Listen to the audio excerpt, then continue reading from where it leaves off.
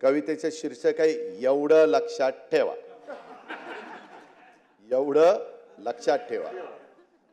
उंची न आपुले वाढते फारसी वाटून हेवा, श्रेय ज्यांचे त्यास द्यावे एवढं लक्षात ठेवा. ती पूर्वजांची थोरवी त्या पूर्वजांना गौरवी, ती न कामी आपुल्या एवढं लक्षात ठेवा. जाणते जे सांगती ते ऐकून घ्यावे सदा, मात्र तीही माणसे एवढं लक्षात ठेवा.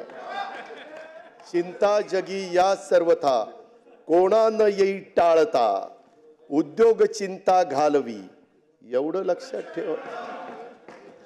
विश्वास ठेवावाच लागे व्यवहार चाले त्यावरी, सीमा तयाला पाहिजे एवढं लक्षात ठेवा. दुपटीने देतसे जो ज्ञान आपण घेतलेले, तो गुरूंचे पांग फेडी एवढे लक्षात ठेवा. माणसाला शोभणारे युद्ध एकच या जगी, त्याने स्वतःला जिंकणे एवढे लक्षात ठेवा.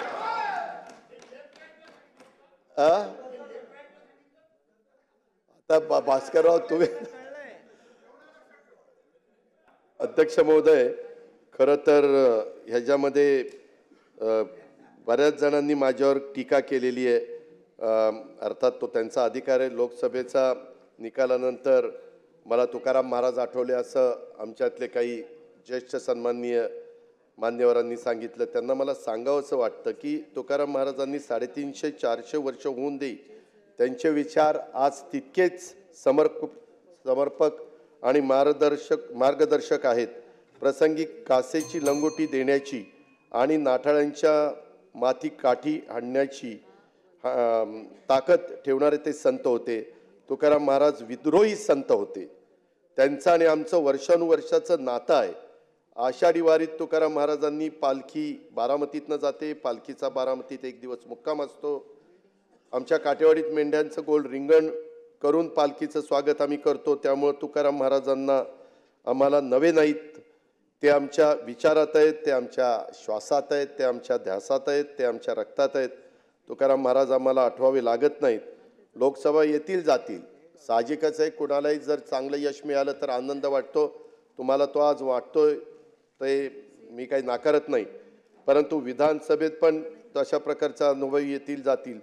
परंतु तुकाराम महाराज त्यांचे विद्रोही विचार कायम आमच्या सोबत आहेत.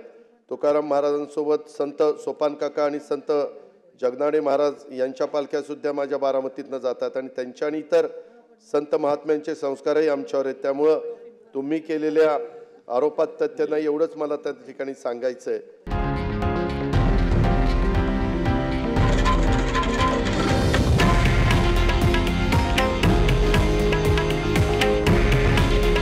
हे आहे देशातील नंबर 1 न्यूज नेटवर्क आणि आपण पाहत आहात TV9 मराठी. काळजी तुमची, हित महाराष्ट्राचं.